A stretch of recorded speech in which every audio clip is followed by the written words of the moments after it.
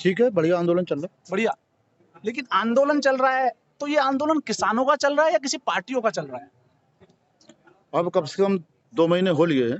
हम्म अब तो ये धुंध छट जाना चाहिए देश के जिनको संदेह था, हम्म जो आरोप लगा रहे थे, हम्म और खासकर इसमें आप लोगों का योगदान ज्यादा रहेगा, हम्म क्योंकि जब आप लोगों को लगेगा कि ये किसानों का आंदोलन है, किसी राजनीतिक दल का नहीं है, हम्म। तो यही संदेश जाएगा, देश में जाएगा। तो मेरे समझ से तो न कभी था किसी राजनीतिक दल का, न आज है, न कभी होगा। आप लोग ही कभी मीडिया पे उंगली उछालते हैं कि मीडिया बिकाऊ है, आप लोग ही कहते हैं आप लोगों का सहयोग रहेगा, तो कहाँ सेट है आप लोगों का दिमाग? नहीं नहीं नहीं, हमारा बिल्कुल दिमाग एकदम सेट है। हमारा दिमाग अपने देश पर सेट है, हमारा दिमाग अपनी समाज पर सेट है, हिंदुस्तान के संस्कारों और कल्चर पे सेट है, हिंदुस्तान के 130 करोड़ जनता का पेट भरने पे सेट है, और हमारा दिमाग अपने हक और हकूक की लड़ाई पर भी सेट है, बिल्कुल सेट है। हमने कभी नहीं कहा कि मीडिया बिकाऊ है। तो क्या मान लें कि हम विजेंद्र सिंह यहाँ पे राजनीति करने आए थे, ना कि किसान के लिए हक की लड़ाई करने? क्योंकि आपका कहना है कि हम लड़ते रहेंगे और इस तरह की अभी कौन विजेंद्र सिंह? आपका नाम विजेंद्र है ना? ना राजवीर सिंह। सॉरी राजवीर जी, हम ये मान लें कि राजवीर जी यहाँ पे अपनी एक राजनीति करने आए हैं या किसानों के हक में? मैं भारतीय किसान यूनियन का एक कार्यकर्ता हूँ जी। और ये आप कंफर्म मान लेंगे, भारतीय किसान यूनियन का कार्यकर्ता राजनीति नहीं करता, और कोई भी किसान यहाँ राजनीति करने नहीं आया, बिल्कुल नहीं आया। आपके प्रश्न जो है, आपका हक है, लेकिन ये अस्वाभाविक हैं। ऐसे माहौल में जहाँ कहीं राजनीति नजर नहीं आ रही, ये तो भाषा सरकार बोल रही कि हाँ राजनीतिक दल के दखल है, राजनीतिक भाषा, ये और कोई नहीं बोल रहा, केवल सरकार बोल रही। वो सरकार को इस देश की 130 करोड़ जनता ने जवाब दे दिया, और हिंदुस्तान के सर्वोच्च न्यायालय ने मोहर लगा दी कि ये हिंदुस्तान के किसानों का आंदोलन है, किसी और का नहीं।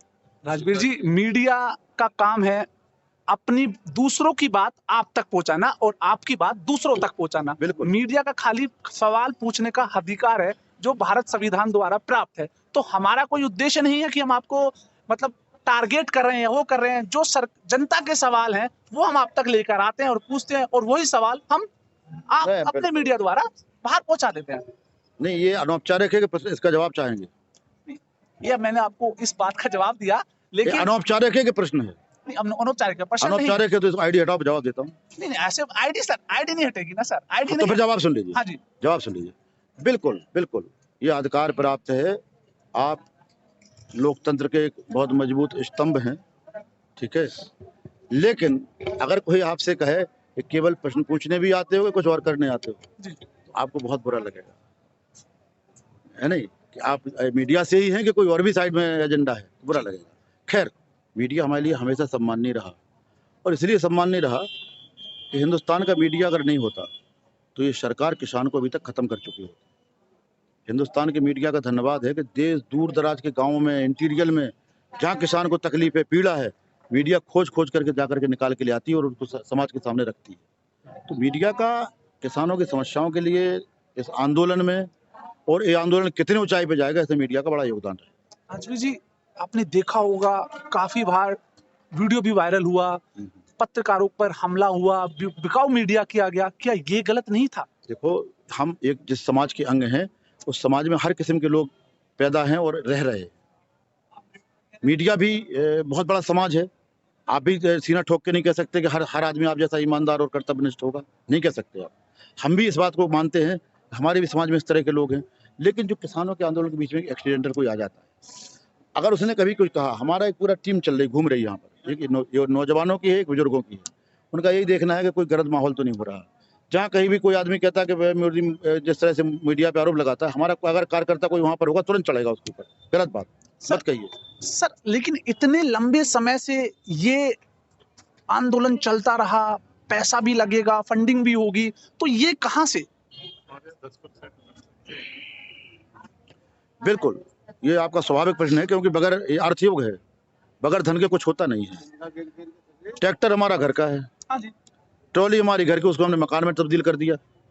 दाल रोटी हमारी घर की, हम घर पे रहते तो खाना नहीं खाना पड़ता, वहाँ भी खाना खाना पड़ता। दाल रोटी घर की हो गई, तेल घर का हो गया, लेकिन तेल निकलवाने के लिए उस सरसों को मिल में ले जाना पड़ेगा, और मिल में निकलवाने के लिए उसको मिल मालिक पैसे लेगा। मिल तो आपके घर की नहीं है ना, आप मिल मालिक नहीं है, आप किसान हैं, समझिए। बहुत अच्छा प्रश्न है, और जो मैं उत्तर देता हूँ शायद उसकी गहराई आप समझ पाए। कोरोना काल में देश के सारा विज्ञान फेल हो गया, सारे उद्योग धंधे बंद हो गए, देश ठप हो गया, बंद हो गया। इसके बावजूद भी हिंदुस्तान का एग्रीकल्चर सेक्टर, हिंदुस्तान का किसान कोरोना से डरा नहीं, और ना ही सरकार ने कोई प्रोटेक्शन दिया उसको, ना मास्क दिए, ना सैनिटाइजर दिया, ना कोई बात की, ना ही कोरोना बैरियर में उसको रखा। और हिंदुस्तान का किसान उस समय रबी का मौसम शुरू हुआ था, अपने खेतों में जाकर के प्रोडक्शन को निकाला और उस देश को आधी कीमत में समर्पित कर दिया। राजवीर जी, आप एक मिनट, आधी कीमत में समर्पित कर दिया। और उस देश और किसी भी खेत से एक भी किसान कोरोना पॉजिटिव होकर किसी हॉस्पिटल में एडमिट नहीं हुआ। और उसके एग्रीकल्चर सेक्टर ने हिंदुस्तान की अर्थव्यवस्था को, जो हिंदुस्तान $5 ट्रिलियन की सपना सजो रहा है, उस अर्थव्यवस्था को जीरो पे जाने से केवल अगर रोका तो एग्रीकल्चर सेक्टर ने रोका। तो हम दुनिया की एग्रीकल्चर सेक्टर जो अर्थव्यवस्था को रोक सकता है, क्या अपने जरूरत के खर्चे नहीं ला सकता? किसान को इतना गया गुजरा समझ रहा है हिंदुस्तान की सरकार। क्या हम अपने तेल, सरसों तो पैदा कर सकते हैं, लेकिन सरसों का तेल निकलवाने के मेरे पास पैसे नहीं है। मैं औलाद पैदा कर सकता हूँ, औलाद को कपड़े पहनाने का मेरे पास पैसा नहीं है। मैं बीमार हो सकता हूँ कि इलाज के लिए मेरे पास पैसा नहीं है। मैं खेती करता हूँ, क्या मेरी खेती के लिए मेरे पास डीजल खरीदने का पैसा नहीं है? अगर हिंदुस्तान की सरकार, हिंदुस्तान के लोग ऐसा सोचते हैं तो उनको सोच बदलना चाहिए। तो क्या अडानी अंबानी भारत चलाने में कोई सहयोग नहीं है? क्या इंडस्ट्री एरिया का कोई सहयोग नहीं है? किसान ही, मैं ये नहीं कहता कि किसान एक स्तंभ नहीं है भारत का, किसान एक बहुत बड़ा मजबूत स्तंभ है भारत का, परंतु क्या जय जवान जय किसान और जय इंडस्ट्री, जो हमारे युवा हैं, जो बेरोजगार हैं, जो वहां पे काम करके जो पैसा कमा रहे हैं, क्या उनका कोई योगदान नहीं है भारत में? है योगदान, क्यों नहीं है? आधुनिक युग में तो उनका बड़ा योगदान है, लेकिन उतना बड़ा योगदान नहीं जितना कि उसको बनाया जा रहा है। एक कृषि प्रधान देश। यही तो सरकार कह रही है कि इतना बुरा नहीं है जितना हमें दिखाया जा रहा है। गलत। हमने ये कहा कि इतना बड़ा नहीं, गलत नहीं कहा मैंने। मेरे शब्दों को आप अपने शब्द मेरे मुंह में डालने का प्रयास न करिए, ठीक है? हमने ये कहा कि इतना बड़ा योगदान नहीं है जितना बड़ा सरकार बनाने का प्रयास कर रही है। हिंदुस्तान एक कृषि प्रधान देश है। हिंदुस्तान की अर्थव्यवस्था एग्रीकल्चर से मजबूत होती है। ये कोरोना काल ने निर्धारित कर दिया कि सब कुछ बंद होने के बावजूद भी एग्रीकल्चर सेक्टर ने थाम लिया। तो हिंदुस्तान का उत्थान, हिंदुस्तान की तरक्की बगैर एग्रीकल्चर सेक्टर को मजबूत किए हुए नहीं हो सकती है। हम किसी उद्योगपति का नाम नहीं लेते, उनका अपना योगदान है, करना चाहिए, सब कुछ करना चाहिए, लेकिन ये नाम तब आए जब ये 3 अध्यादेश आने के पहले ही इन भाइयों ने अपने गोडाउन बनवा दिए। तब संदेह होगा कि क्या तुम्हें पता था कि इस तरह का कानून आने वाला है? और अगर पता था तो सरकार में बैठी कौन सी शक्तियां थी जो तुम्हें गाइडलाइन दे रही थी? और अगर वो सरकार में बैठी शक्तियां गाइडलाइन दे रही तो एडवांस उद्योग धंधे के लिए आपने गोडाउन बना लिए, तो किसान को संदेह नहीं होगा? कब संदेह होगा बताएं आप? सर, अब तो कोर्ट ने भी मान लिया कि ये जो बेबुनियाद जो कानून थे वो गलत हैं और इन्हें बिल्कुल निरस्त करने के आदेश भी दे दिए अभी, और आगे की कार्रवाई चल रही है। तो अब क्यों बैठे हैं हम यहाँ पे?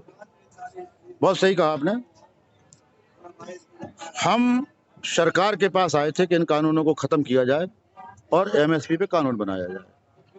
कोर्ट भी सीधे तौर पर इन कानूनों को खत्म नहीं कर सकती। उनको सदन को भेजना पड़ेगा, सरकार के पास भेजना पड़ेगा, सत्र बुलाना पड़ेगा, सत्र में इनको प्रस्ताव ला करके इनको खत्म करने का प्रस्ताव करके उसको पास कराना होगा। राष्ट्रपति महोदय उस प्रस्ताव पर मोहर लगाएंगे, तब खत्म होगा।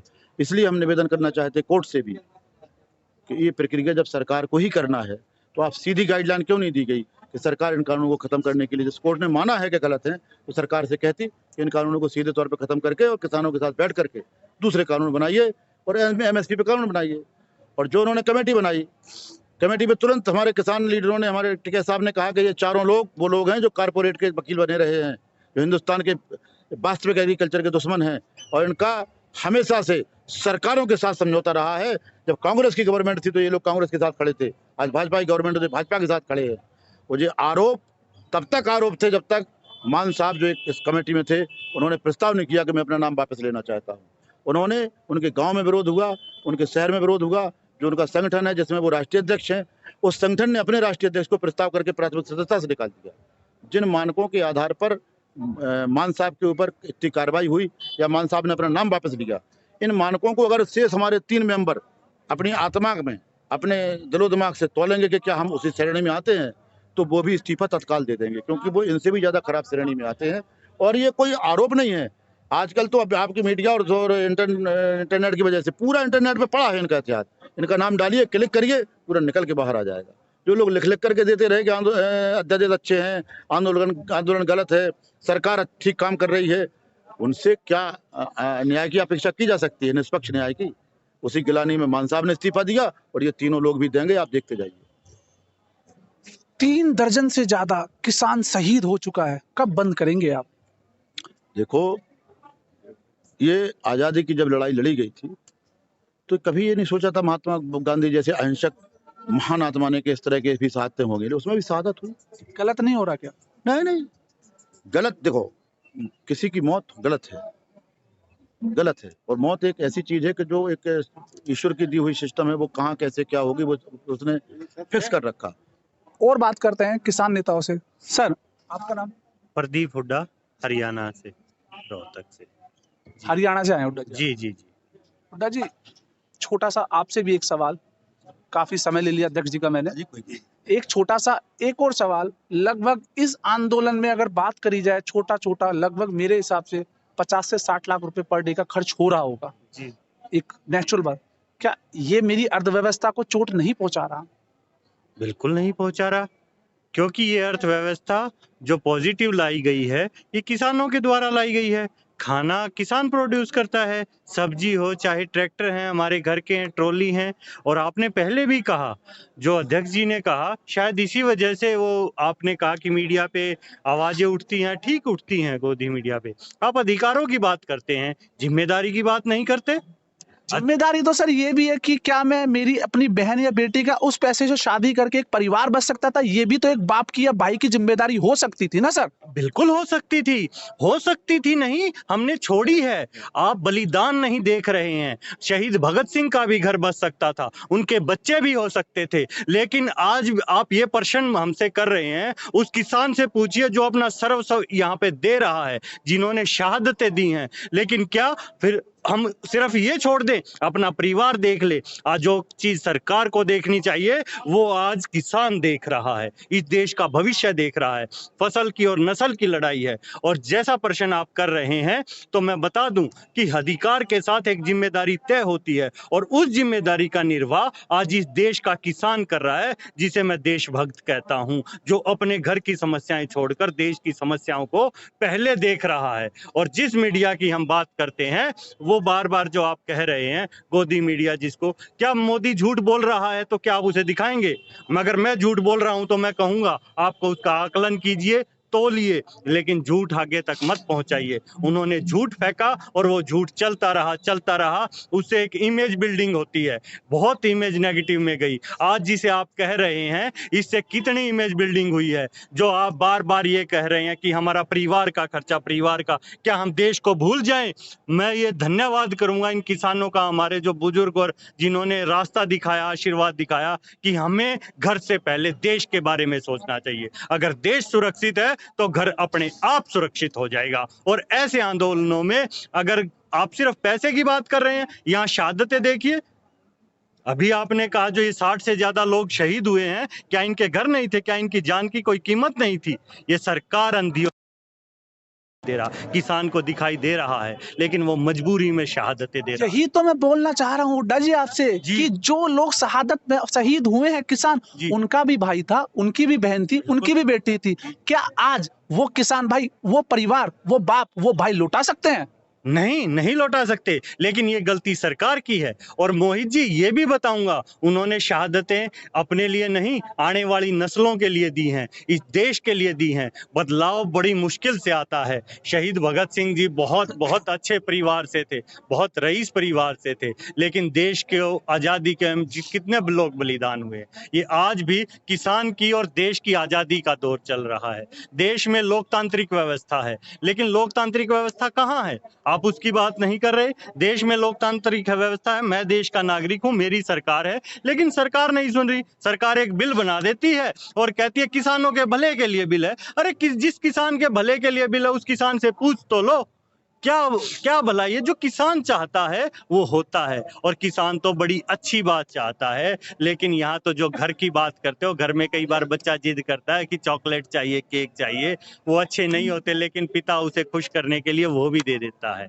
और किसान तो यहाँ बड़ी अच्छाई की मांग कर रहे हैं, देश के भले के लिए मांग कर रहे हैं। और आप कहते हैं, ये सरकार कहती है, कहीं ना कहीं हिंदू मुस्लिम की बात चलती है, भगवान अल्लाह को याद करते हैं। तो भगवान धरती पे बता देता हूँ, जो देने वाला होता है वो भगवान होता है। गंगा को हम माँ कहते हैं, जल देवता है।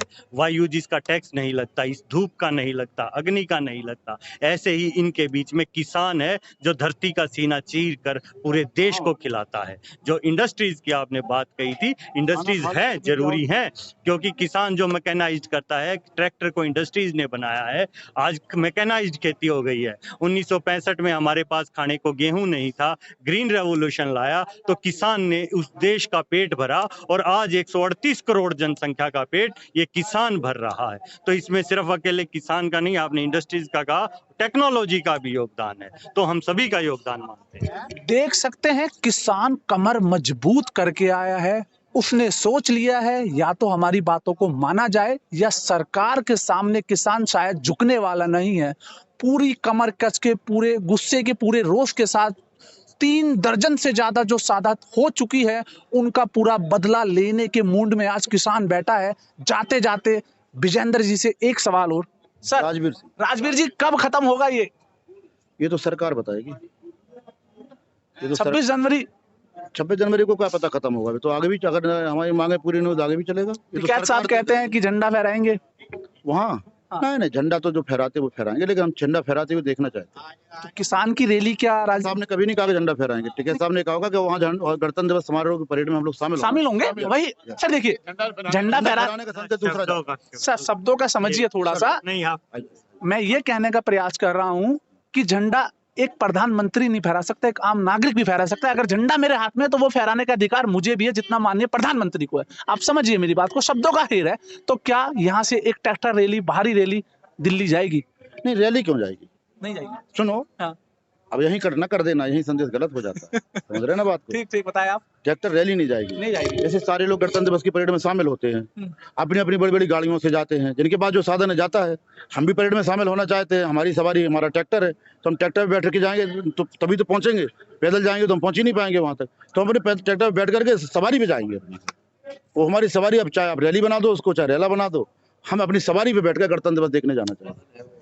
ये थे राजवीर सिंह और कुछ किसान नेता, जिनका साफ तौर पर यह कहना है कि हम यहाँ से हटने वाले नहीं हैं। 26 जनवरी पे दिल्ली जरूर जाएंगे, लेकिन झंडे के साथ जाएंगे, अपनी बातों को रखेंगे। देखने वाली बात होगी ये किसान आंदोलन क्या रंग लेता है और क्या नई शुरुआत करता है। गाजियाबाद से मोहित नागर की रिपोर्ट। देखते रहिए LS न्यूज़। धन्यवाद। कट।